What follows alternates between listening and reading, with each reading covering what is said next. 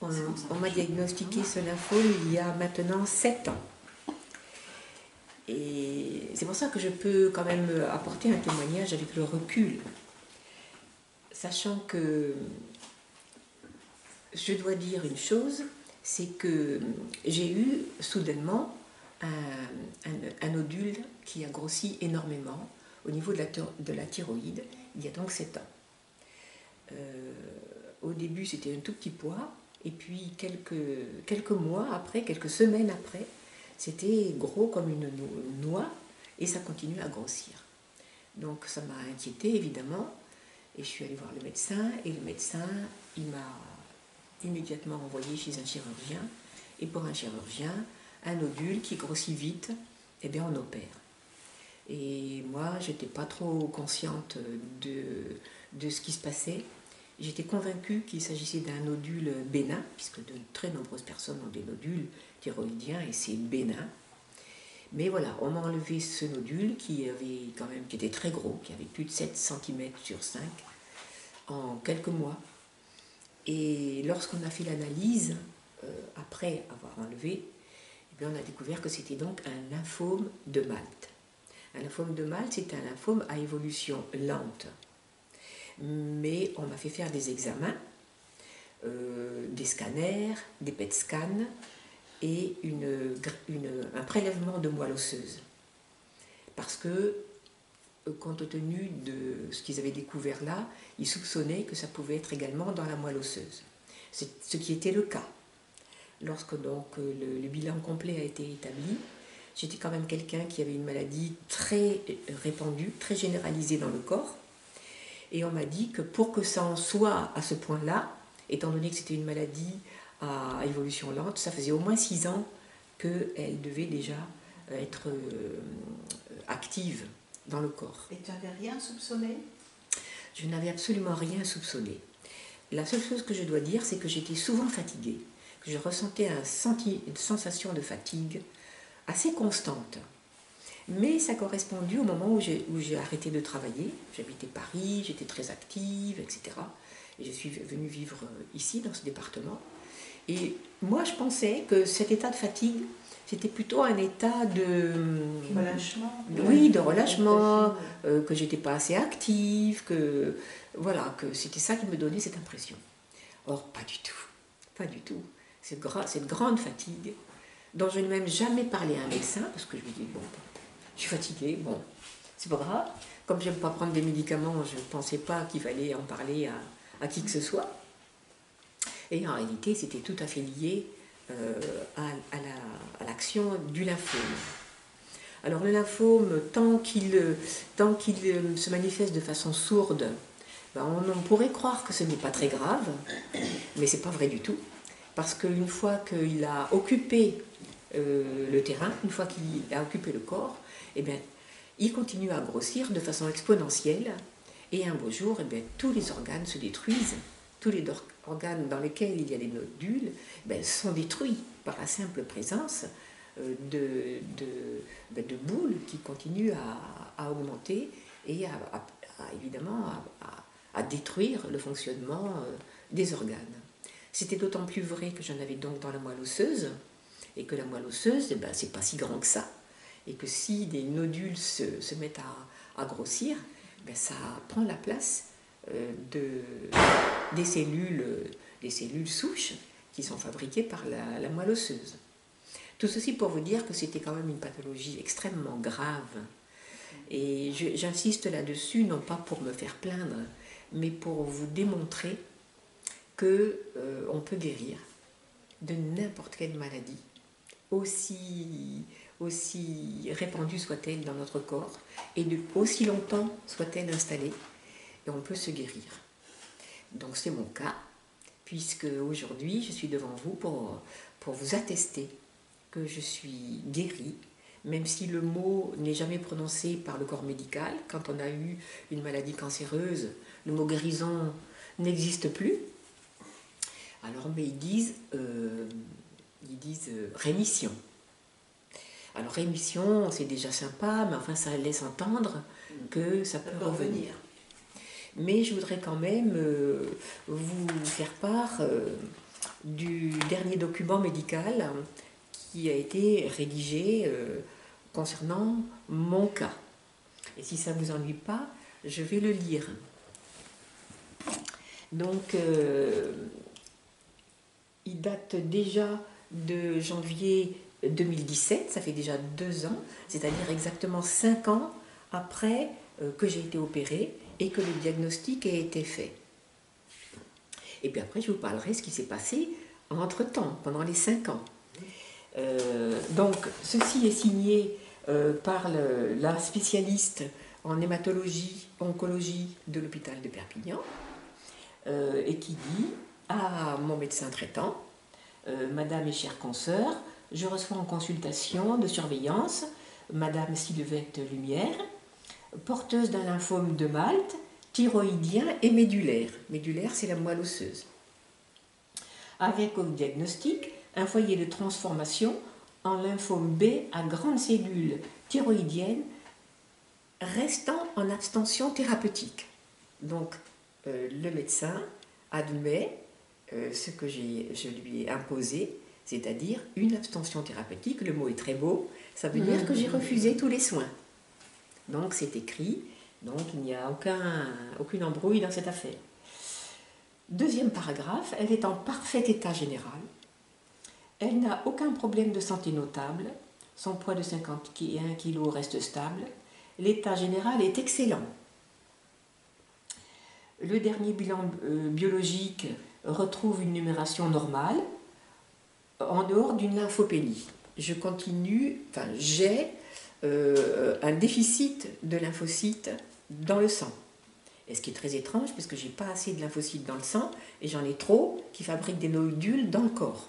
Donc vous voyez, ce n'est pas toujours facile à comprendre non plus. Donc je continue à avoir ce qui s'appelle une lymphopénie, c'est-à-dire un déficit de lymphocytes dans le sang. Mais je vis très très bien avec mes lymphocytes qui sont en quantité insuffisante, mais qui sont très actifs et qui se comportent comme n'importe quel lymphocyte en bonne santé. Donc mes protections, mon système immunitaire fonctionne tout à fait bien. C'est comme si c'était quelqu'un à qui il manque un rein, par exemple, et qui va très très bien avec le rein qui manque, ou n'importe quoi. Le corps reste, compense, et les lymphocytes dont je dispose suffisent à m'aider à me guérir. J'ai eu des maladies entre-temps, j'ai eu de la grippe, j'ai eu un peu de gastro, j'ai fait comme tout le monde, et bien mon corps s'est guéri comme tout le monde. Donc ça c'est important aussi à savoir. Donc, à part ce problème qui n'entraîne pas de conséquences très graves, je suis donc considérée comme en parfaite santé. Donc tout ce qui est surveillé est en parfaite santé. Donc il y a eu un scanner thoraco-abdominien pelvien, puisque j'avais des nodules tout le long de la zone thoraco-abdominale pelvienne. J'avais une dizaine de nodules assez importants.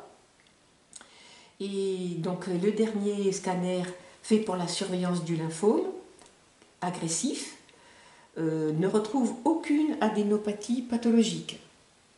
Un petit kyste du pôle supérieur du rein gauche et une stabilité du nodule du lobe pulmonaire sont inchangées sans élément péjoratif. En réalité, j'ai quelques petits kystes dans le corps, mais qui sont des kystes anodins. Et pour les médecins, du moment que c'est une grosseur, c'est à surveiller compte tenu de mon état.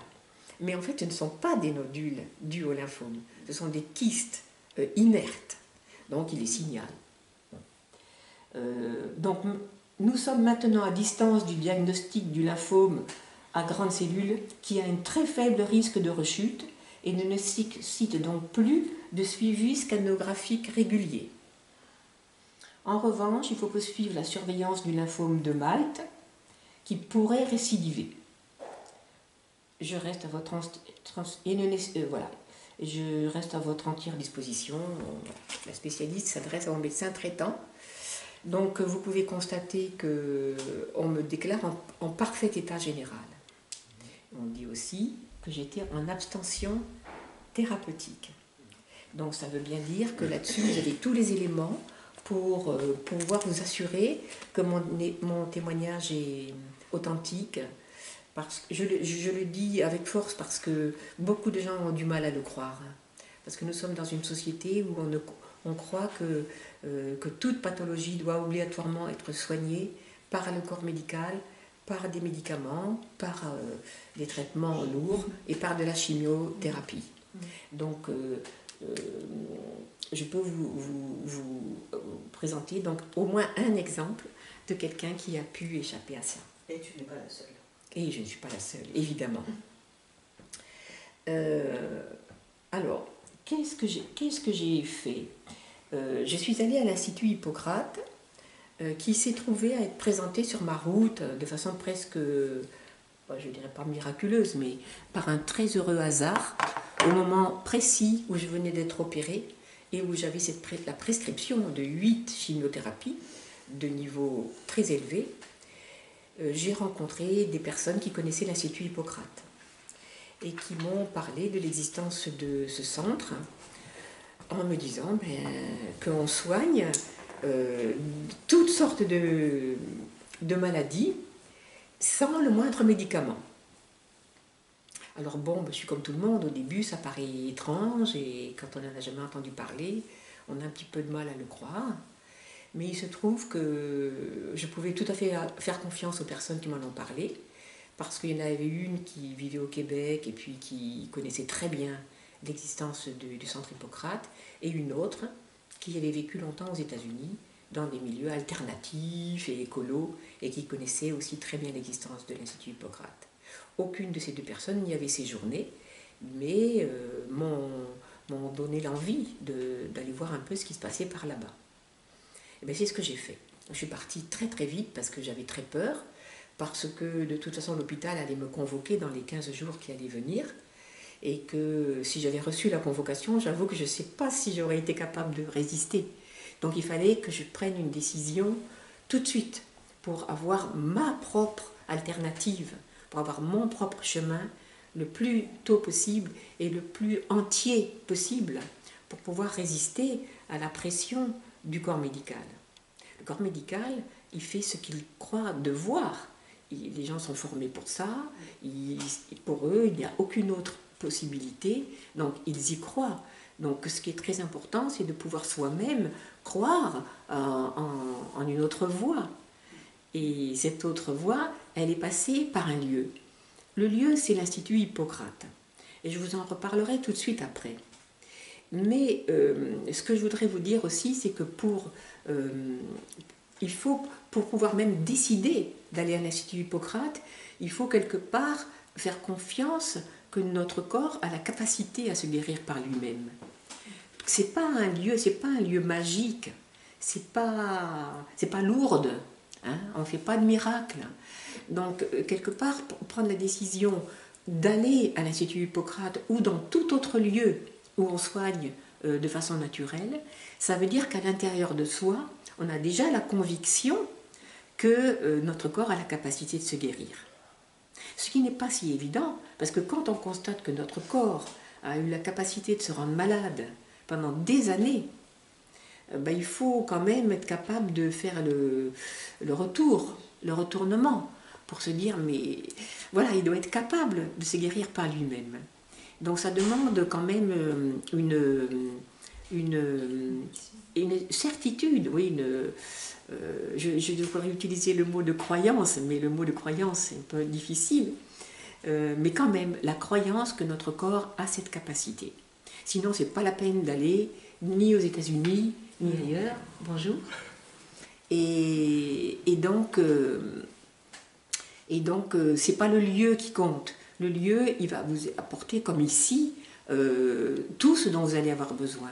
Mais vous venez, vous, avec ce que vous êtes, avec votre corps, avec vos pathologies, mais aussi votre besoin de croire en la vie. Sinon, vous demandez aux autres de vous flanquer quelque chose dans le corps et puis vous attendez que ça se passe. Ce que font malheureusement la plupart des gens. Donc, il y a quelque chose qui m'a été enseigné. à la fois à l'Institut Hippocrate et puis aussi par Thierry Casasnovas. Parce que il faut vous dire que moi, lorsque je suis allée aux États-Unis, ben, je parlais très très mal l'anglais et encore moins l'américain, où l'accent est absolument impossible à décoder pour notre oreille de français. Et donc, je suis partie quand même toute seule là-bas et c'était pas forcément évident. Donc j'ai bénéficié de tout ce dont on peut bénéficier dans un lieu comme celui-là, mais il y avait des conférences tous les jours. Et je ne pouvais pas aller aux conférences parce que je ne les comprenais pas. Alors quelquefois j'y allais pour le plaisir d'être avec les autres, et puis quand il y avait des transparents, des images, bon, je comprenais quand c'était écrit. Mais ce qui était verbalisé réellement, je ne pouvais pas le comprendre. Donc bien après être allé à l'Institut Hippocrate, j'ai refait des stages avec Thierry Casasnovas, qui habite le département et qui a tellement approfondi ces sujets. Et c'est donc ici, tout près de chez moi, que j'ai entendu des explications assez fondamentales, mais que je n'avais pas forcément comprises aux États-Unis. Et ce que j'ai compris, et ce que je voudrais quand même partager avec vous, même si je suis sûre que vous le connaissez, c'est que lorsqu'on choisit la guérison naturelle, ça veut dire qu'on va faire confiance au principe d'homéostasie, que vous connaissez, vous, parce que vous êtes ici en stage, mais que la plupart des gens ne connaissent pas. Hein, l'homéostasie, c'est quoi? C'est lorsque tout corps vivant, laissé au repos, et qui ne reçoit pas de perturbations ni graves ni répétées, donc a en lui la capacité de se régénérer, de revenir à son maximum, à son optimum, en mettant en œuvre tout son dispositif pour rééquilibrer toutes ses composantes physiologiques. C'est ça l'homéostasie. Et bien c'est exactement ce que font tous les corps à qui on donne ce qu'il faut, simplement pour qu'ils aillent mieux. Et quand on donne des médicaments, ça veut dire qu'on ne croit pas au principe de l'homéostasie. Ça veut dire qu'on se dit, mais un peu de chimie, là, ça va guérir, à la place du processus de guérison et d'auto-guérison du corps. Donc, je n'ai compris ça qu'ici en France, et grâce à notre ami Thierry. Voilà, donc je peux rendre ça à ce César-là.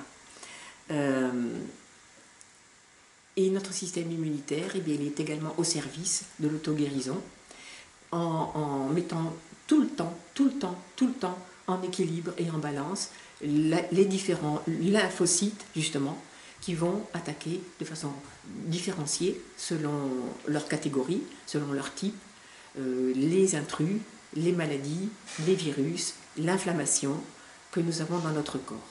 Et donc, on peut dire que notre système immunitaire, c'est le cœur de l'action de l'homéostasie, qui va enlever des ennemis qui rentrent dans notre corps. Est-ce que c'est clair? Est-ce que je dis des choses qui correspondent à ce que vous connaissez? Très bien. Donc, je suis allée en toute confiance et sans trop savoir comment les choses allaient se passer pour moi à l'Institut Hippocrate. Il faut savoir que j'ai été opérée en début janvier, que le bilan a pris 1 mois et que vers la mi-février, j'étais au clair sur ce qui m'arrivait et que le 9 avril, j'étais à l'Institut Hippocrate. Donc j'ai fait tourner la machine le plus vite possible pour entrer dans cette solution à laquelle je croyais réellement. Bon, il faut dire que je mangeais bio depuis très longtemps. Et ça, c'est quelque chose que je dois dire aussi. Je mangeais bio depuis très longtemps, depuis plus de 20 ans. Et je croyais que je mangeais bien. Ça, c'est important. Parce que beaucoup de gens maintenant mangent bio. Et j'ai découvert que même si on mange bio, on peut manger mal. Parce que la plupart du temps, même dans le bio, d'abord on mange pratiquement tout cuit, on mange des céréales, on mange des laitages et on remplace la plupart du temps les protéines animales par des céréales. Et c'est pas ce qu'il faut faire. Donc les céréales ont un impact la plupart du temps négatif sur notre corps. Je choque du monde? Non. Non? Pas choquée, mais on prend les choses, quoi. Je suis pas choquée, mais moi, je vois pas cru. Oui. Alors justement, puisqu'on dit le mot cru, ben on va passer au cru.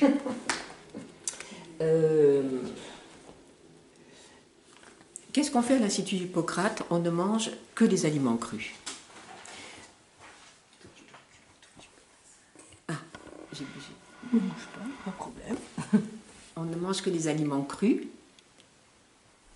On ne mange pas de céréales, sauf quelques céréales germées. Et on mise tout sur les légumes frais, crus et verts.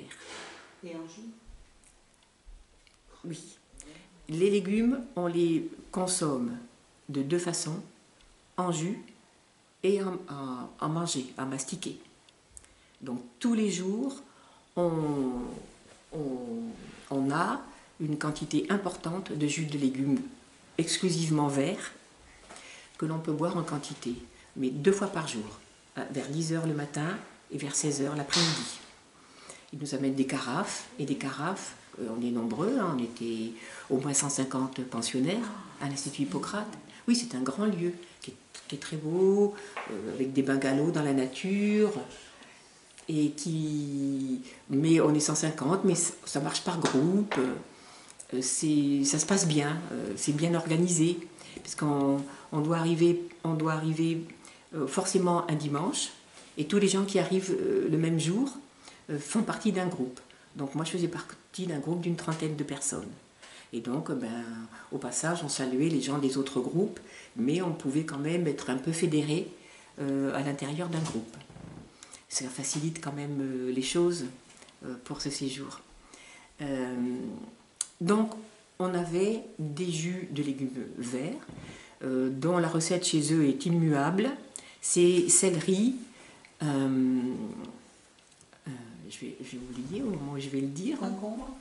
Concombre. Céleri, concombre, citron, avec un peu de gingembre et du curcuma. C'est tout le temps la même chose? Tout le temps. À volonté? À volonté. À volonté. Donc il faut savoir qu'évidemment, on est à l'Institut Hippocrate, c'est-à-dire qu'on est en Floride, où le temps est à peu près constant toute l'année. Bon, il y a des hivers et des étés, mais il y fait chaud. Et même humide, oui, même humide. Mais ça reste toujours très très doux, très très doux. Donc ils ont quand même une alimentation qui est quand même comme le sud, par chez nous. Voilà.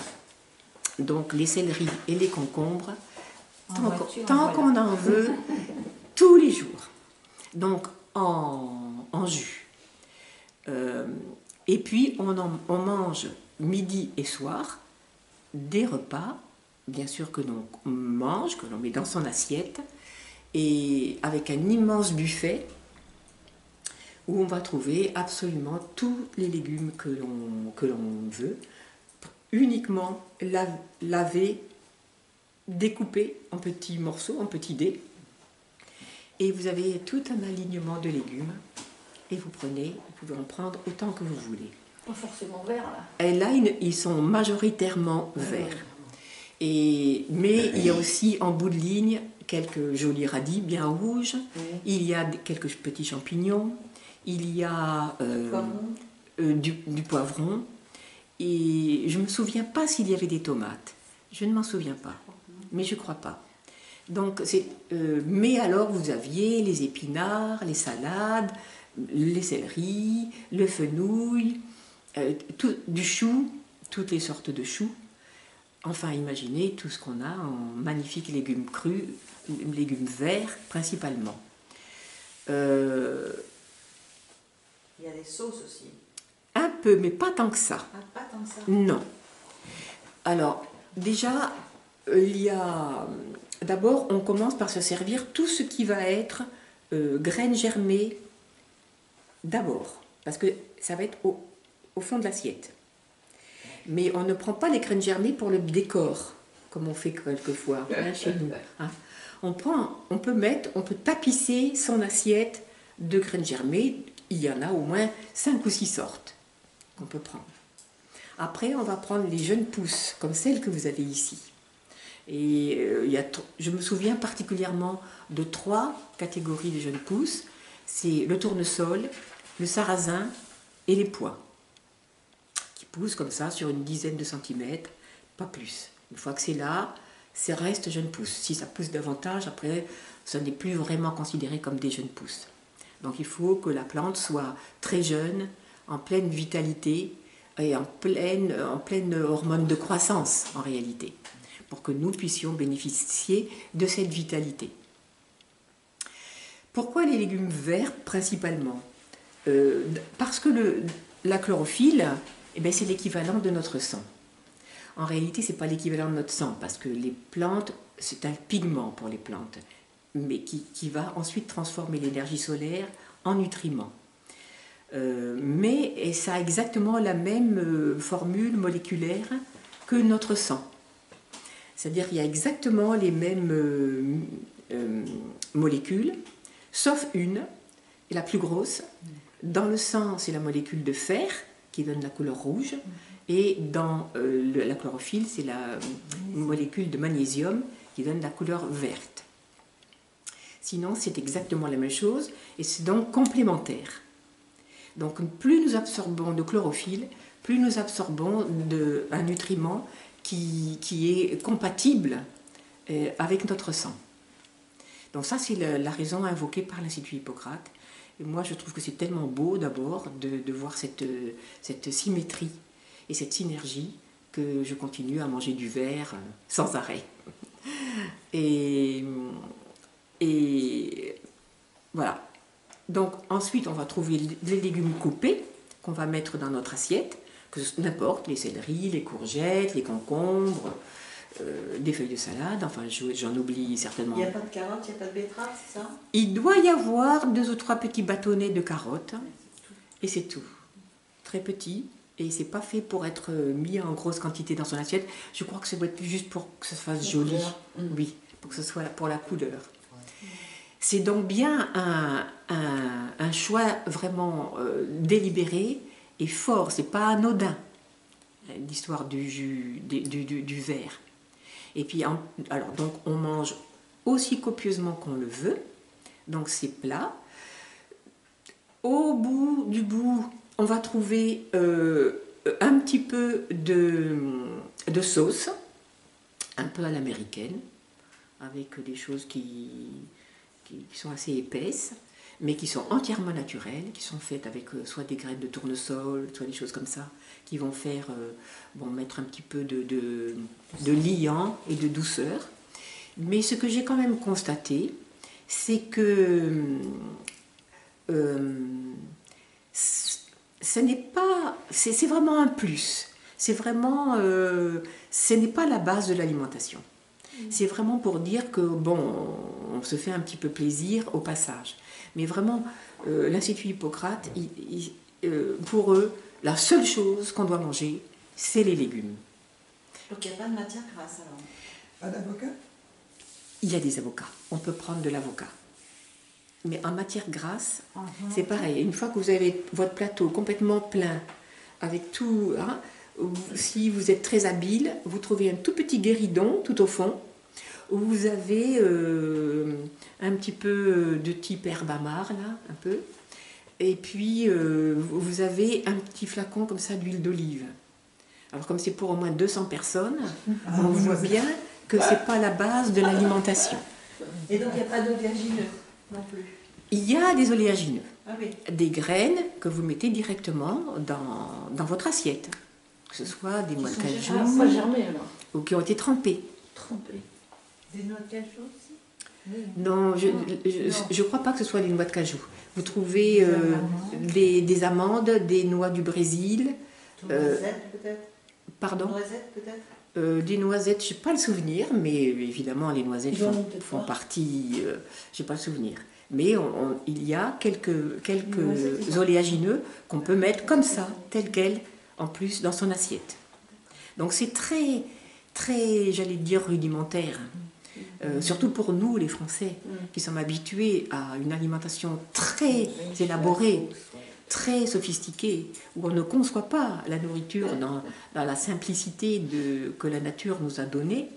C'est difficile pour nous d'envisager la question de l'alimentation sans la sauce, le petit truc grillé, voilà, le petit soufflé, enfin. L'avocat est à volonté. Et il y avait des avocats, enfin, on pouvait en prendre, oui. Je veux dire, il n'y avait pas d'interdit, mais c'était en bout. Hein. On mettait un ou deux petites tranches, on va dire, d'avocats. Non, non, c'était pas beaucoup. Et c'est important de le savoir parce que c'est là qu'une fois qu'on arrive là, notre palais et notre tête de Français se dit ouh, qu'est-ce qui m'arrive, hein, parce que nous avons un certain conditionnement. Mais il faut justement comprendre que c'est un conditionnement. Parce que chaque être, chaque société, chaque groupe humain est rentré dans un conditionnement et il croit que c'est la seule chose vraie. Il croit qu'il n'y a que ça de juste. Il en a fait une vérité. Et on en fait une vérité. Et donc c'est vrai que de changer son alimentation, comme c'est assez fondamental, puisque c'est ancré dans notre esprit qu'il y a une certaine façon de manger qui est la bonne au sens santé et qui est la bonne au sens gustatif. Ben, malheureusement, je crains qu'en France, on nous ait appris beaucoup de choses fausses par rapport à tout ça. Donc, 3 semaines à manger des petits morceaux de légumes, à avoir une petite cuillerée de sauce. Et encore, moi, j'allais systématiquement à l'huile d'olive, hein. Mais pour la plupart, même des Américains, ils ne connaissaient pas. Et ça ne leur était pas spécialement recommandé. Les jus, en quantité très importante, ça, c'était la nourriture. 2 fois par jour les jus, 2 fois par jour la nourriture solide, mais qui en fait était pratiquement la même, on pourrait dire. Il y avait pas de pain. Un intervalle entre le jus et l'alimentation. Oui, c'était à 10h le matin, c'était les jus. Voilà. Entre midi et 13h30, on déjeunait, quand on voulait. Oui. Vers 4h, entre 4h et 5h, on va dire, on avait à nouveau les jus. Et puis, vers 7h, je mange tôt là-bas, à partir de 7h, on mangeait le même repas que le midi. Donc, c'est là qu'on passe par des phases différentes. Se dire, ça va être tout le temps ça, c'est pas gai. Et puis découvrir que redécouvrir le goût des aliments. Et en fait, peut-être qu'il faut être presque forcé pour avoir à faire ce travail d'arrêter, de mettre les sauces, et je dirais pas le ketchup, mais enfin les sauces tomates, tout ce qu'on croit indispensable chez nous, exactement. Là-bas, pas. Donc si, un petit peu de sauce, où ils mettent un peu de cumin ou des choses comme ça. Comme celle que vous faites quand on fait les stages avec Thierry Casasnovas. Il y a toujours des très bonnes sauces, mais en quantité bien moindre. Donc, l'objectif, c'est que tout le monde se mette à ce régime-là. Et il n'y a pas de privation en quantité. On mange autant qu'on le veut. Mais évidemment, en termes de lipides et de glucides, ça tombe quasiment à 0. Et c'est ça qui va faire nettoyer notre corps. Donc on a tous les nutriments que l'on veut à travers les légumes, et puis on va laisser de côté tout ce qui d'habitude nous régale, mais encombre notre corps, et notamment les céréales. Et pas de fruits non plus. Bon, non. Il y avait extrêmement peu de fruits. Il n'y en avait pas du tout de présentés dans les buffets du midi et du soir. Il y en avait le matin au petit déjeuner. Alors, il y a des gens qui n'avaient pas le droit de prendre des petits déjeuners.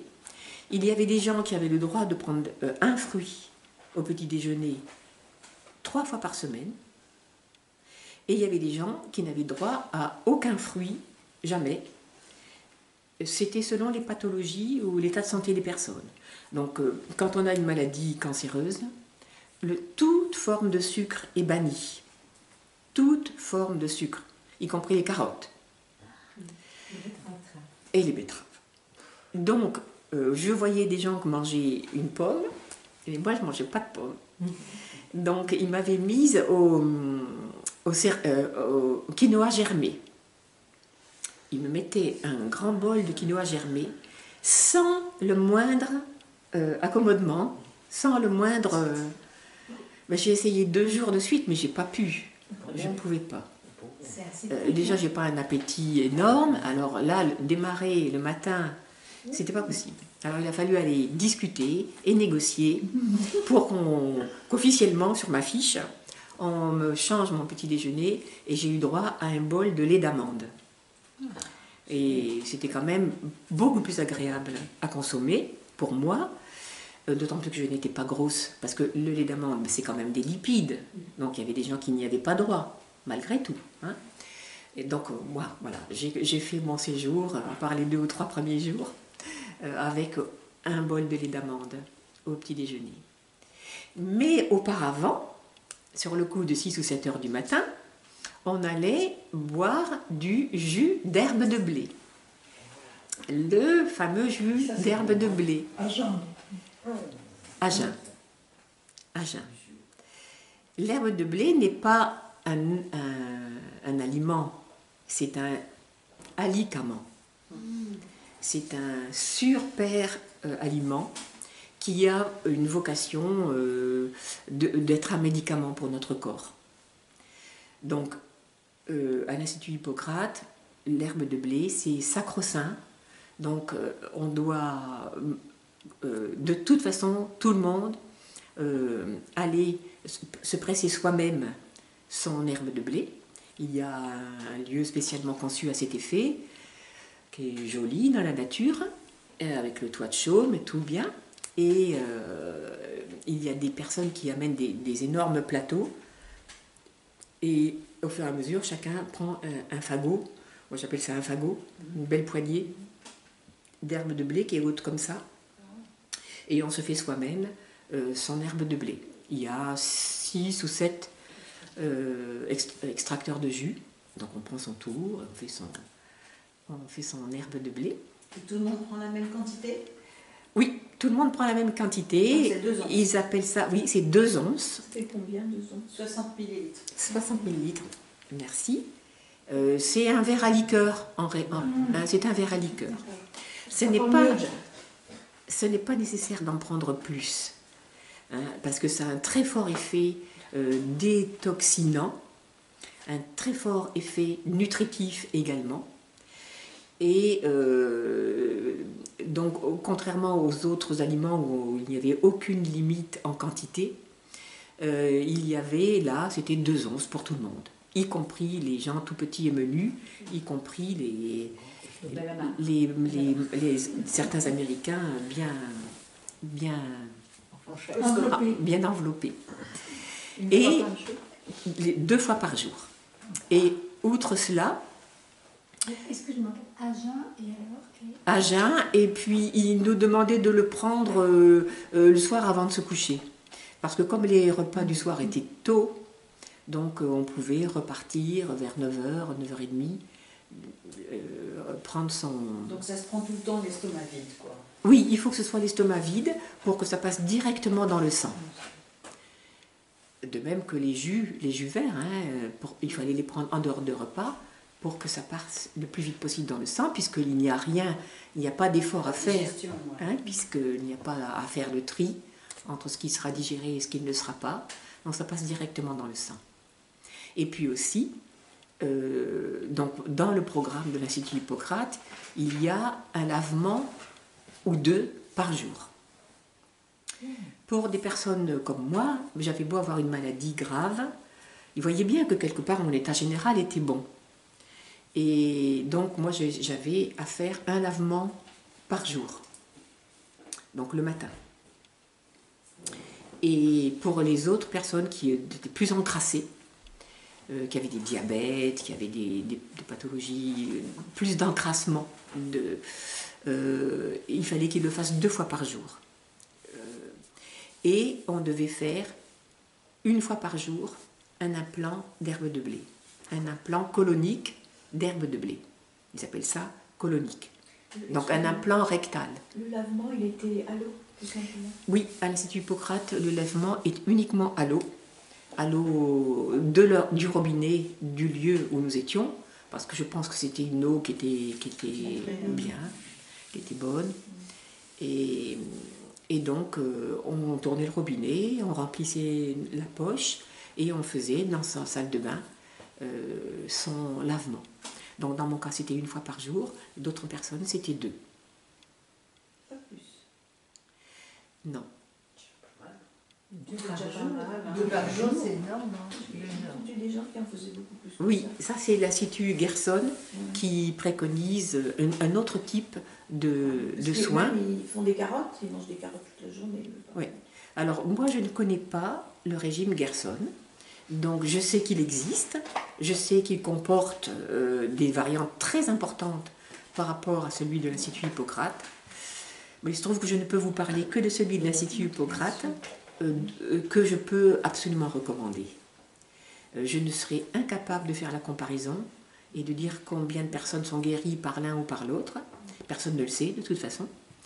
Et c'est vrai qu'il existe cette autre voie où on peut faire jusqu'à 8 lavements par jour. C'est une autre façon de concevoir le corps aussi. C'est une autre façon de concevoir la notion de détoxination. Je ne peux pas juger de cela. Et l'implant de jus d'herbe de blé, donc 1 fois par jour, c'est peu à jeun aussi, ça? C'est-à-dire oui, dans le sens où c'était le matin, par exemple, le matin en se levant, on fait son lavement. Après, on va au juice bar, comme il disait. On se fait son herbe de blé, on boit les 2 onces, et on en prend 4 onces qu'on va mettre de façon dans le rectum. J'avais une pathologie quand même qui était quand même assez grave, quand même, il faut bien le dire. Mais ils savent différencier la pathologie en tant que telle de d'un autre état général, parce que la maladie c'est Voilà, une c'est chose, ça. mais l'état général c'en est une autre. Moi on m'a toujours dit, mais vous avez un état général incroyable. En arrivant, ils vous font tous les examens, prise de sang. On fait des prises de sang très précises. oui, il y en a 2 pages.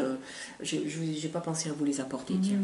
Mais c'est très détaillé. Donc c'est un médecin qui vient vous ausculter. Alors, on est reçu par un médecin Mhm.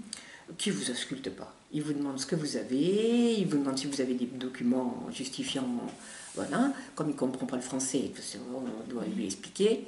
Il ne comprend pas le chinois non plus, hein, ce qui est tout à fait normal. Hein. Mais il y a un médecin, mais très honnêtement, pour dire la vérité, il sert de caution. Et puis ça, il peut rassurer les gens aussi. Et puis s'il y a un incident, il est là. Mais vous lui dites pourquoi vous venez, vous lui montrez vos documents médicaux, il lui dit ok. Et la seule chose qui varie, c'est est-ce que vous mangez des fruits ou pas. Est-ce que vous mangez de l'ail ou pas? Alors les gens qui ont de l'hypertension, on leur fait manger de l'ail le matin au petit déjeuner, Oh là là. avec une pomme. Oui. Et il paraît qu'on s'y fait très bien. Non, je pense que je m'y ferai très bien.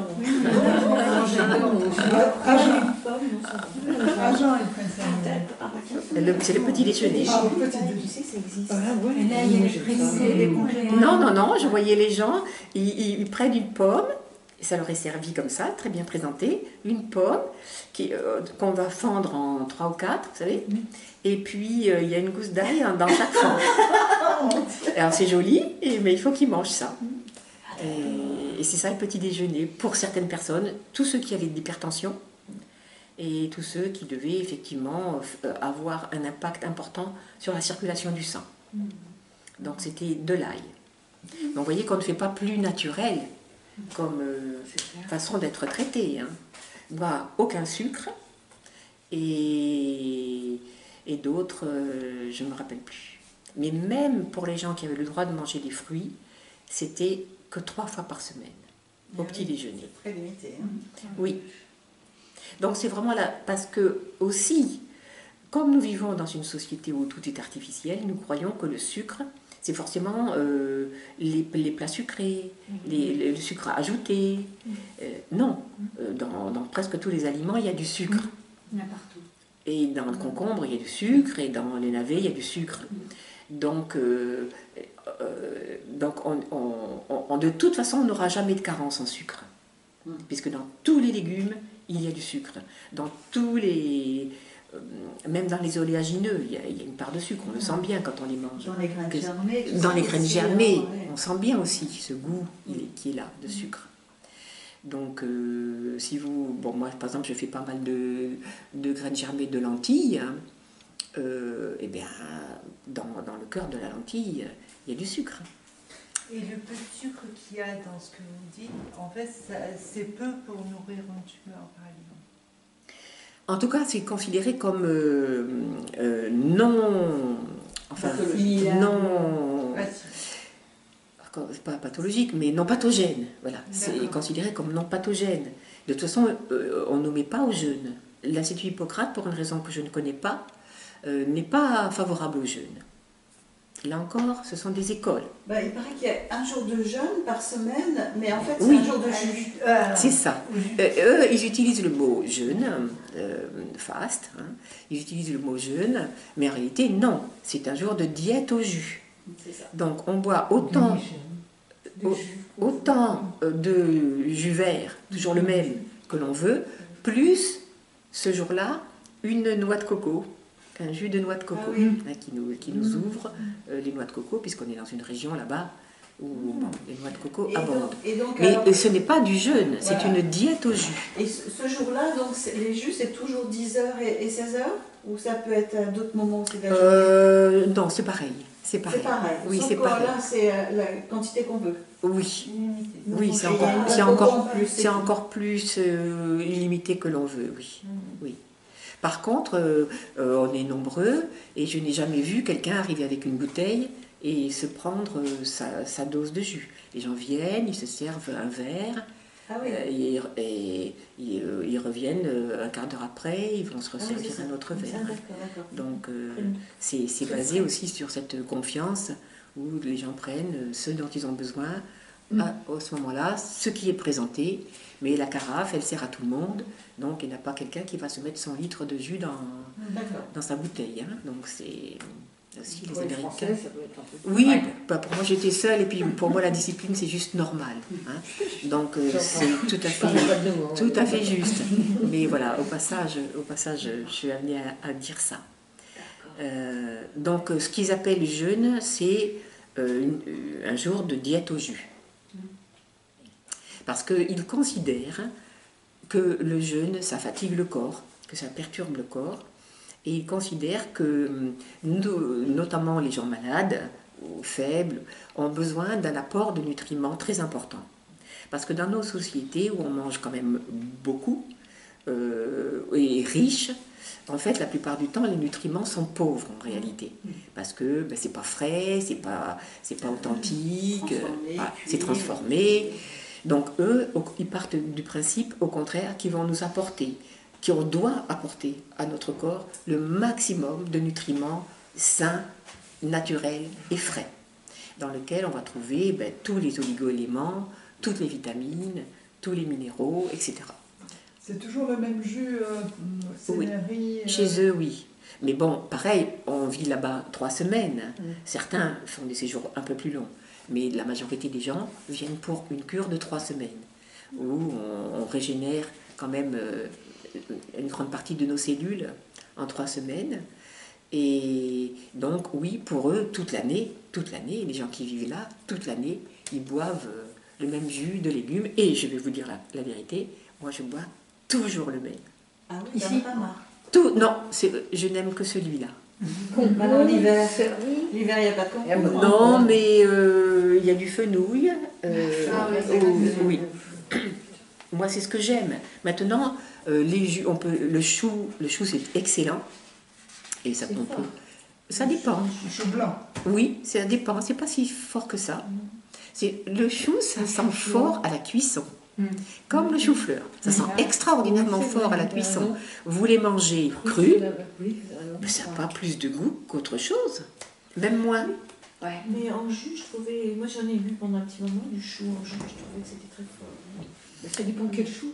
Écoutez, Le chou, les chou feuilles vert, vertes, là. là, tu sais, Ah ouais. les vertes. Il est un peu piquant comme ça. Parce que sinon, tu mets du chou carré. Personnellement, je suis au jus de céleri, concombre, céleri ou fenouil, concombre, toute l'année, dans lequel j'ajoute du citron.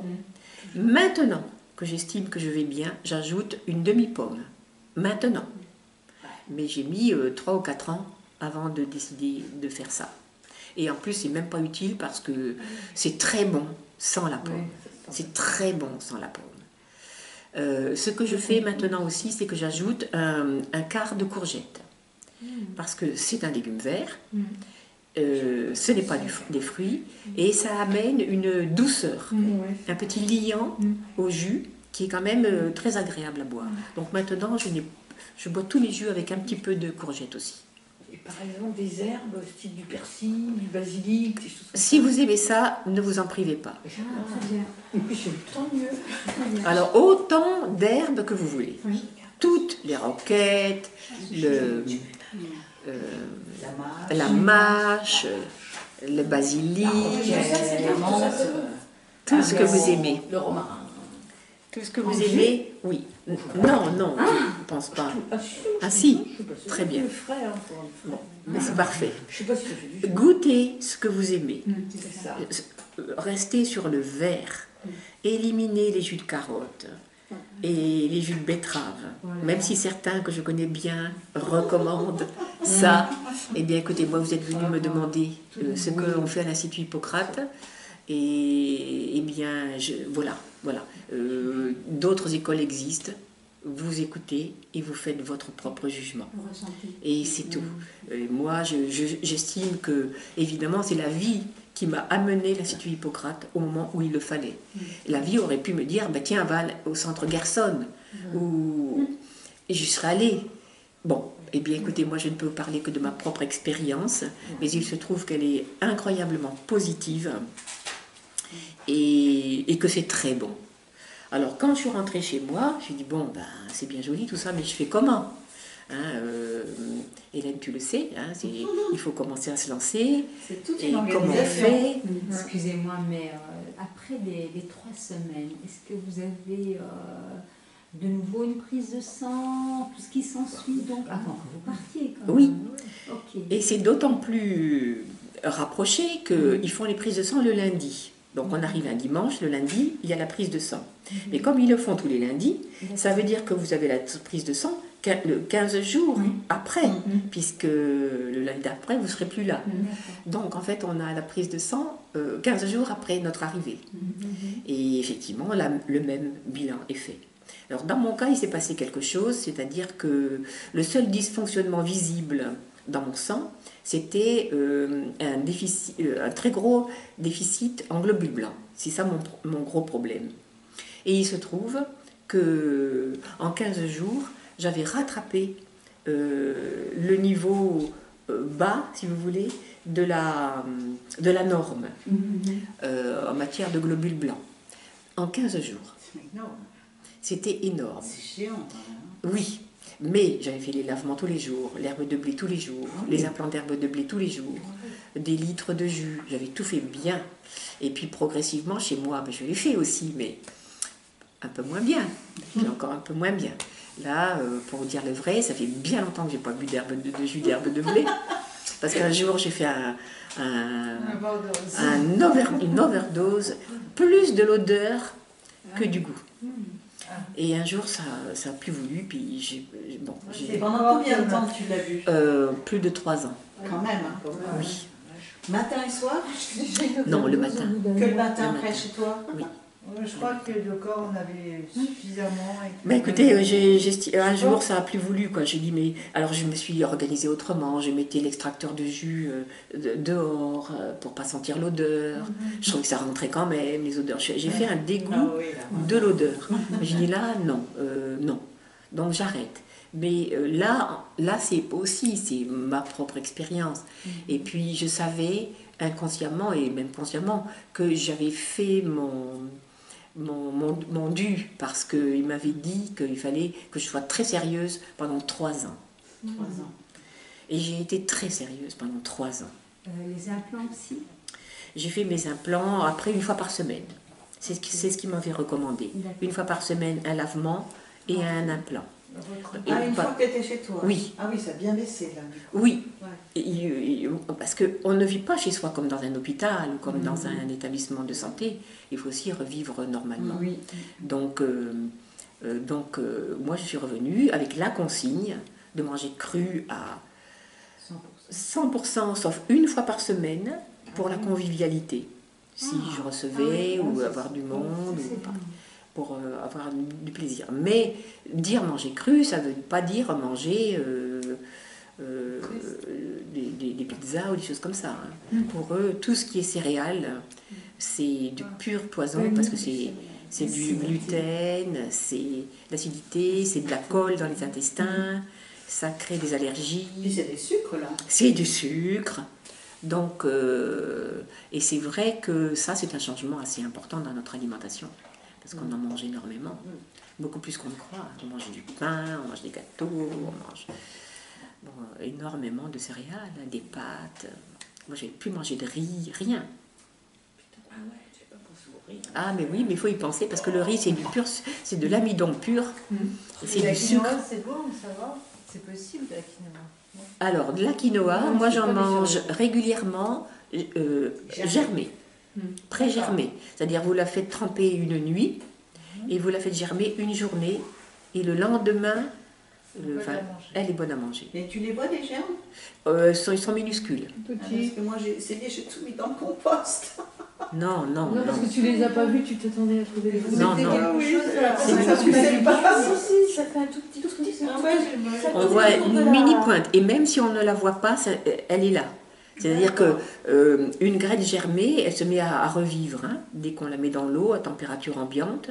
Elle va éliminer ces hormones de dormance, comment ça s'appelle, ces inhibiteurs d'hormones de croissance, et au contraire, donc elle va les éliminer et elle va mettre en route les hormones de croissance. Donc c'est la vitalité de la plante. Donc la plante, elle se met à vivre dès après avoir passé quelques heures dans l'eau à température ambiante. Donc même si le petit germe n'a pas encore percé la cloison, hein, il est déjà là, il est déjà vivant. On le voit dans les amandes qu'on trempe. Oui, On les trempe la Ouais, nuit. c'est oui. Le lendemain, on va dire, Une petite ah, pointe. donc, C'est vrai, j'ai la c'est main. exact. Et donc la quinoa, une fois que ça a été donc nettoyé, trempé une nuit et mis sur un plateau une journée, le lendemain on peut les consommer. Ah oui, oui, tout à fait. Tout à fait. Moi, je fais tout, non pas dans des plateaux, mais dans des bocaux. Je fais tout dans les bocaux, hein, avec la fameuse grille en plastique, là. C'est parfait, c'est d'une simplicité enfantine, ça se garde très très bien, ça ne risque pas de prendre des microbes à droite à gauche, donc c'est parfait. Donc moi j'ai une dizaine de bocaux, et puis selon je prépare mes graines germées, je fais mon quinoa ou mon sarrasin germé. Et maintenant, j'utilise régulièrement soit du quinoa, soit du sarrasin germé comme base d'un plat. Et vous pouvez par exemple faire du sarrasin germé. C'est délicieux. C'est comme une céréale, le sarrasin. C'est une fausse céréale, comme le quinoa. Et c'est pas par hasard si on le mange parce qu'ils n'ont pas de gluten, parce que ce ne sont pas des céréales. Parce que le riz non plus, il n'a pas de gluten, mais Non, pourtant. mais c'est du pur sucre. De quoi? Le riz. Ah, le riz. Alors, je sais pas vous, mais moi, j'ai jamais su faire germer du riz. Il y en a qui savent le faire. Mais moi, je ne sais pas. Non, je n'ai pas réussi. Et donc, moi, je fais un roulement, d'ailleurs pas quotidien, hein, mais si je veux 1 fois par semaine manger quelque chose d'un petit peu comme ça qui fait un peu céréales, on va dire, je fais soit du quinoa, soit du sarrasin, et j'ai mes petites recettes. Donc, vous prenez votre plat, vous mettez votre sarrasin, et puis par-dessus, vous allez découper des petites rondelles de carottes, des petites rondelles de céleri, des petites rondelles de champignons, de navets, de tout ce que vous aimez. Vous ajoutez un petit peu de tamari ou d'une sauce que vous aimez, ou que vous faites une sauce à côté si vous avez envie. Moi, c'est tamari, huile d'olive. Hein. Et des herbes, du thym, tout ce que vous voulez. Et vous avez un plat complet, parfait, complètement vivant et avec tous les nutriments nécessaires. Et c'est très copieux. Et quand je reçois du monde, je leur fais ça. Hein. Et les gens, bon, au début, ils ont peur. Et après, ils adorent. Et voilà, voilà. Donc ça, je me suis beaucoup attardée. C'est tout ce qui était légumes. Et on est passé aux céréales germées, à tout ce qui est graines germées. Il faut en manger tous les jours. Tous les jours. Et l'équivalent d'un bol. Hein, c'est pas une garniture. Alors, je vous donne une toute petite recette que j'aime beaucoup. Dans un bol ou une jolie petite écuelle, vous mettez les graines germées que vous avez faites, n'importe lesquelles. Que ce soit de l'alfalfa, des lentilles, radis, des petits mélanges que vous aimez. Vous les mettez là. Elles ont un germe grand comme ça. Là, vous mettez 3-4 petits grains de sel. Vous mettez un peu d'huile de sésame et vous mettez 1 ou 2 graines de pignon de pin, par exemple. Vous avez un repas royal. Vous mangez tout votre bol et quand il est fini, vous regrettez qu'il soit déjà fini. Et c'est délicieux. C'est délicieux. Plus simple, c'est très difficile parce qu'il suffit de les mettre, hein, et voilà, c'est tout. Moi, je remplacerais le sel par de l'eau de mer quand même. Et ben voilà, tu mets l'eau de mer. J'en mets aussi, je change, je mets de l'eau de mer aussi. Et la petite pointe de sel de l'Himalaya, c'est bien aussi. Est-ce qu'au cours d'un repas, on peut mélanger plusieurs graines germées? Oui, on peut. D'ailleurs, ça s'achète en mélange. Oui. Hein. Et donc, ils appellent protéinés parce que les gens qui sont végétariens, on leur fait tellement peur à croire qu'ils ne vont pas avoir de protéines qu'on met mix protéiné quand il y a de la légumineuse dedans. Bon, mais c'est très bien, donc on fait ça. Donc pendant 3 ans, tu n'as pas mangé cuit, tu n'as pas mangé de fruits, tu n'as pas mangé de carottes, de betteraves. Non, juré. Et maintenant... Ça n'a pas été trop dur? Non. Parce que c'est dans la tête que ça se passe. C'est C'est uniquement là que ça se passe. Si vous décidez d'aller faire du ski nautique et que vous n'en avez jamais fait, et bien, si vous voulez vraiment en faire, et bien, vous allez vous y mettre, vous allez prendre des pelles, mais vous le ferez. Et puis n'importe quelle autre chose. Donc, et puis au contraire, vous allez dire, je vais le faire. Et donc au bout de 3 ans, tu as repris les fruits, un peu tous les Très aliments, progressivement. très progressivement. Au début, je prenais un quart de pomme, en me disant, oh là là, ouais. non. Donc ça a été très très progressif. Ça a dû être agréable quand même. Ah oui, j'ai non beaucoup aimé. J'ai beaucoup aimé retrouver un peu de fruits. Maintenant, j'en mange très raisonnablement, mais je peux manger un fruit par jour, on va dire. Donc ça reste raisonnable, vous voyez. Ça reste raisonnable. À midi, j'ai mangé des framboises. J'ai mangé des framboises. C'est pas si sucré que ça, les framboises. Non. Donc, voilà. Mais ça, c'est parce que vous avez peur de la récidive. Non, je n'ai pas peur de la récidive. J'ai trouvé un cap qui me va bien, D'accord. je le garde. Et j'ai entendu qu'elle a dit, et je comprends, pour moi ça fait écho ce que vous dites, parce que vous êtes aussi discipline. Oui. Une fois que la décision elle est prise, Oui. voilà, je sens que c'est juste. D'accord, mais la maladie, elle est Non, finie. non. D'accord. Moi, Donc, je considère que je suis guérie. Mais il y a une petite part de moi qui n'est pas sûre d'être guérie. Alors je me dis, Pour éviter. je vais quand même pas faire le chemin à l'envers, d'accord. donc je reste. Non, puis même pour rester en bonne santé, Absolument. si tu te sens bien. Absolument. Alors, beaucoup de gens me disent, moi quand je leur parle du cru, bien sûr, oui, mais alors c'est pas social, moi, quand on invite au restaurant, comment on fait, ou quand on a des amis, ou quand on va chez quelqu'un. Toi, tu fais comment? Alors, tu veux expliquer un petit peu Bon, d'abord, je n'étais pas si socialisée que ça, parce que je suis arrivée ici à la retraite, et puis bon, les gens ne se sont pas jetés sur moi pour m'accueillir. Donc, déjà de ce côté-là, c'était un peu pas trop. Mais après, lorsque c'est arrivé, que je sois invitée, je disais aux gens, je vous demande juste si vous pouvez faire des entrées crues. Sinon, moi, j'amène les entrées crues. Et donc, j'amenais les entrées crues. Et puis, c'est pareil, au début, un peu timidement, dans mon coin, je m'amenais mon... Et puis, je me suis aperçue qu'en réalité, si je ne vérifiais pas, ils m'avaient tous mangé mes entrées crues et que je devais un peu vérifier pour moi que... Alors après, j'ai compris qu'il fallait que je fasse des entrées crues pour tout le monde. Donc, au départ, personne ne veut, puis après, tout le monde en veut. Donc, j'ai réglé ça. Et puis, je me disais, je vais manger, moi, une large portion de cru, et puis je prendrai quelques légumes cuits. Mais pas de viande, pas de fromage, pas de choses comme Pas ça. de céréales. Et tout ça Pas de descend céréales. le fromage. Alors, on va parler des laitages. Alors, pour l'Institut Hippocrate, les laitages, non, rien. Moi, ici, j'applique quelque chose que l'on dit, qui est quand même bien répandu maintenant, c'est l'idée que, évidemment, tout ce qui est lait de vache, c'est très nocif, parce que la molécule de la lactose est très, très difficile à digérer, et parce qu'elle est difficile à digérer, elle crée des pathologies, et notamment des allergies, et des maladies dégénératives. Mais le lait des animaux plus petits, comme la brebis, la chèvre, a des molécules beaucoup plus petites aussi, donc est quand même plus facile à digérer.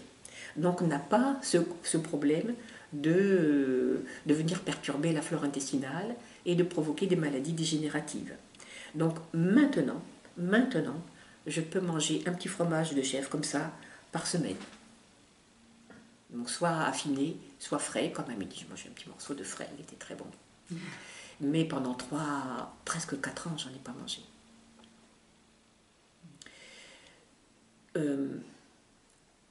Mais on peut se faire des fromages, vous le savez. Oui, Je fais des fromages.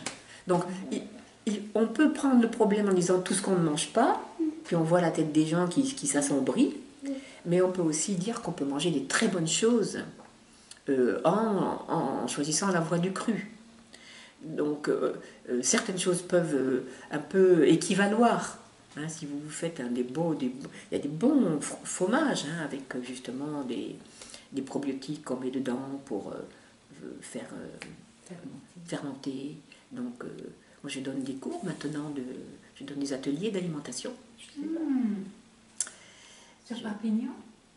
Chez moi, à Céré. Enfin, chez moi, plus exactement, à côté de Céré, oui. Et donc, je montre aux gens comment on peut se régaler en mangeant exclusivement cru. Donc la base, c'est un maximum de légumes crus, en jus ou à mastiquer. 2, un maximum de graines germées. 3, une quantité suffisante de tous les oléagineux, que l'on peut effectivement boire aussi en lait, comme le lait d'amande. Mais on peut faire des pâtés végétaux délicieux. Moi, j'apprends aux gens à faire des pâtés végétaux. C'est moitié oléagineux, moitié légumes. Tout bien mélangé. Et c'est absolument somptueux au goût. Ça vaut tous les autres pâtés que l'homme a inventés à base de cochon. Donc, les oléagineux, les produits fermentés. Ça, c'est très important. Donc, lactofermenté. Donc, les choucroutes à manger exclusivement crues. Là, c'est pareil. Moi, je me mets un petit fond de choucroute, mes petits légumes, et je recommence mon huile d'olive ou mon huile de sésame, et puis des petites graines de ci et de là, et j'ai un plat complet avec de la choucroute. Donc, il va alimenter et réalimenter les intestins. Ils font beaucoup de produits lactofermentés. Je ne me souviens pas tellement d'en avoir mangé là-bas. Jean-Pierre nous a dit qu'il y avait de la lactofermentation sans sel. Eh bien, c'est peut-être pour ça. J'ai un souvenir assez vague, parce que moi, ça date quand même d'il y a 7 ans. Et ça doit être le cas. Alors, j'ai essayé avec du chou blanc, c'était très bon. Vraiment, le goût de choucroute, Oui. c'était fabuleux. Mais j'essaie que du chou rouge, c'était quand même plus fort. Ah oui. Beaucoup plus fort. Je ne sais pas si ça peut se Sans faire avec sel. d'autres légumes. Comment Sans tu sel. fais Comment tu alors? fais sans sel? Donc la moitié du chou, tu la coupes très fin et l'autre moitié, tu le mets en jus et tu fais baigner ton râpé dans le jus. Et tu jus, laisses la c'est pas- température excuse-moi, tu passes à ambiante l'extracteur, Oui. tu extrais le jus et tu mets le jus Voilà. dans la haute moitié de ta rincée. pour recouvrir. Et puis je laisse à température ambiante 4 jours. Et après c'est bon à manger, tu le mets dans des bocaux, au frigo, et ça peut se conserver 2 semaines, je crois. Ah, c'est pas mal. Ça se conserve bien, c'est vivant. Donc, tant qu'il y a suffisamment pour nourrir les micro-organismes, c'est très bon. Donc, oui, là, moi je mange de la choucroute, mais que j'achète, parce que j'ai pas envie toute seule de me mettre un préparatif compliqué, mais je devrais sauter une étape et puis le faire aussi par moi-même. En tout cas, c'est très C'est simple, facile. ça, c'est vraiment un goût de Oui, choucroute, mais je vais m'y mettre. vraiment Je vais le délicieux. faire. C'est très bien. Une question aussi, dans les médias, on n'a pas d'extracteur. Comment tu peux enlever le goût salé de la choucroute achetée en pot? Il n'y a pas une solution? Ben, tu le fais en lactofermentation, donc salé. Ah oui. oui, t'as pas d'extracteur, tu Pour peux pas. l'instant, non. Ah mince, C'est à l'eau, rince à l'eau ta choucroute. Ah, mais c'est peut-être Ah oui. dommage, hein. En c'est général, c'est enlève pas au moins du pasteurisé, temps. ça. En magasin de douce, c'est pas pasteurisé. Non, le quinton à la place du sel, Non. c'est pas bon? Ouais, je crois que c'est pasteurisé. Moi, je mets du quinton. Déjà, c'est un aliment, je ne sais pas s'il est pasteurisé, c'est possible. Ouais. Mais au moins, il est prédigéré. Il a subi cette prédigestion qui fait qu'il est très facile à digérer et qui va aller tout seul faire son circuit métabolique. Je fais du kéfir. Ah oui. Alors le kéfir, c'est fait avec du sucre, Oui. sauf que moi, personnellement, je le fais fermenter pendant au moins 3 ou 4 jours. Ce qui fait que le kéfir a absorbé le sucre pour faire sa fermentation, si bien que quand je le consomme, il est très peu sucré, très très très peu sucré. Donc, même si les grains sont montés à la surface, vous attendez? Oui, oui, D'accord. j'attends. Du kombucha. Et on peut faire du kombucha, j'en ai fait pendant assez longtemps. Je n'en fais plus parce qu'on ne peut pas tout faire, mais c'est très bien, c'est très bon évidemment, très bon.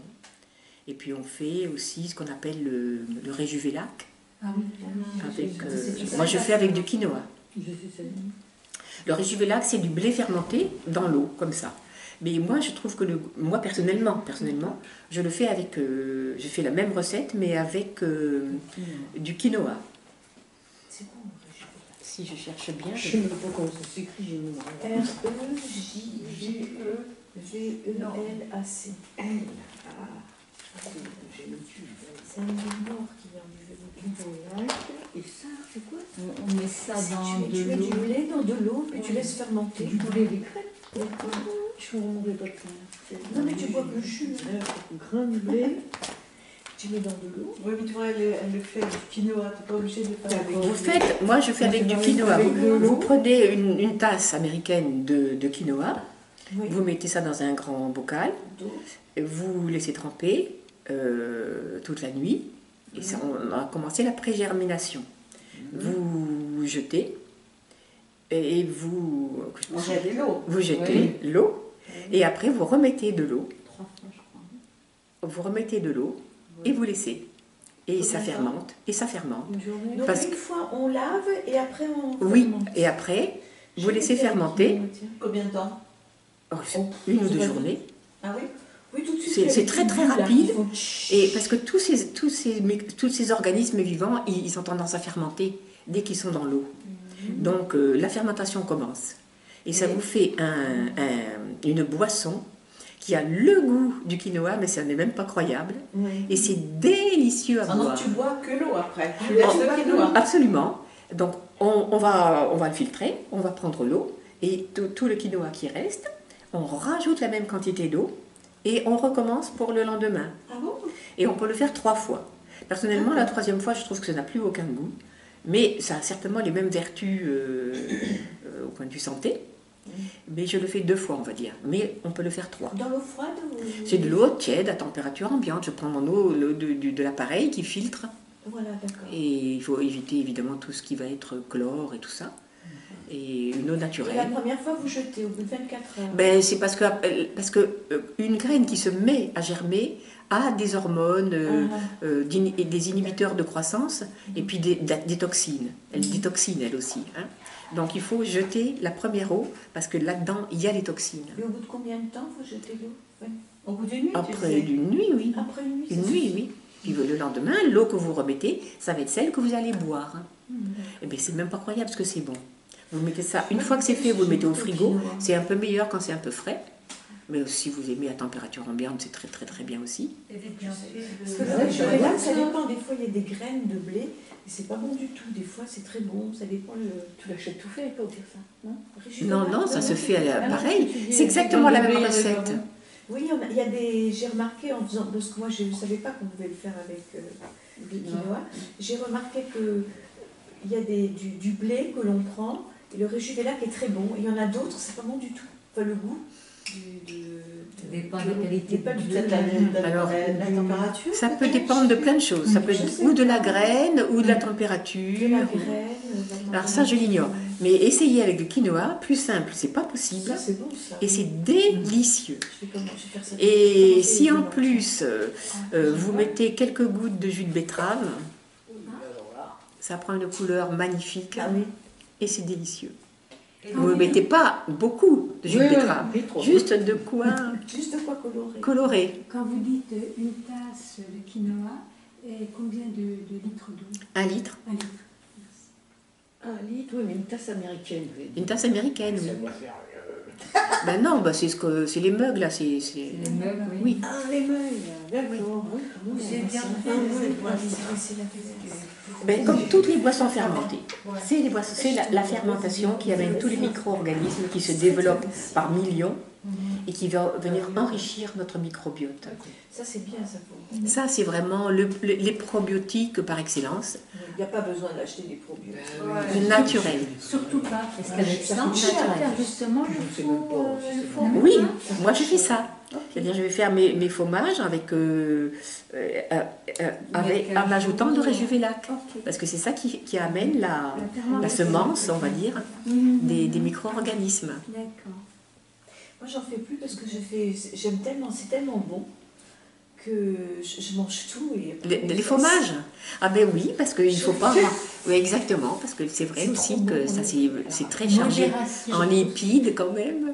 Mais quand on ne sait pas ce que ça veut dire, modération. c'est même meilleur que les un petit peu d'ail, un petit peu. Ah oui, oui, oui, après on va... C'est Ou du boulet. cumin, les fromages, mais C'est trop après vous bon, faites c'est une variété délicieux. de goûts et même de couleurs si vous ajoutez du safran ou du Moi, curcuma. je fais plus parce que je mange tout. Donc on peut On vraiment... mélange Parce que moi, ce que je voudrais... Moi, pas la moitié. Ce que je voulais aussi quand même vous dire, je crois que j'ai passé en revue les légumes, les graines germées, les oléagineux, les fermentations et les algues. Ah, Je savais qu'il manquait quelque chose. C'est vrai, les algues. Algues de Bretagne.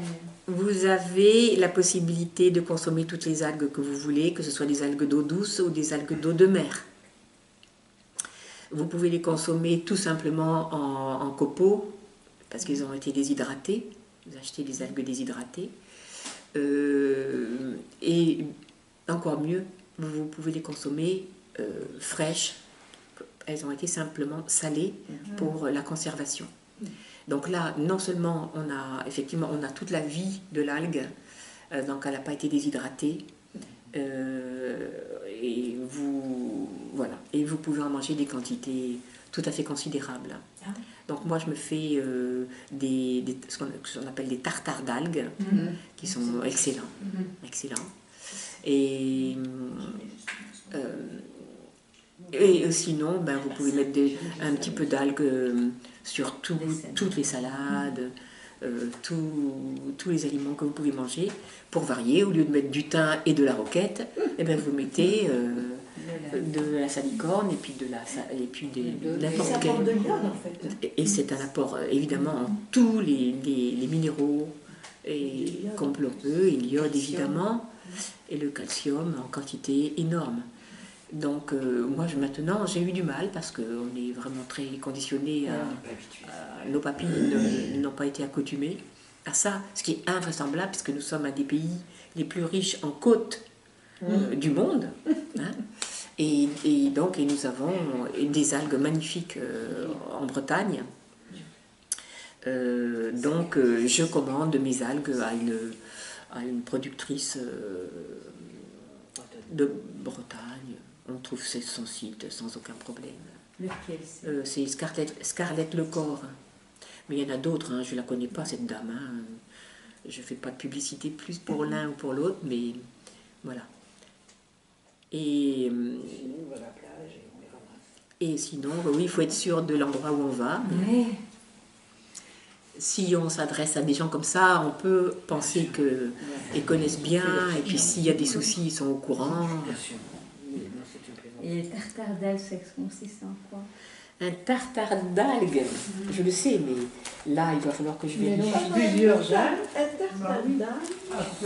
Bon, voyez, ça c'est mon classeur de mes ateliers d'alimentation.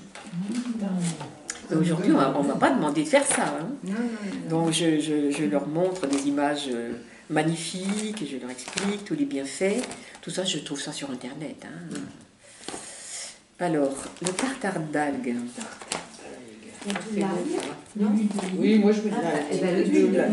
Du citron. Je vous le lis. Oui.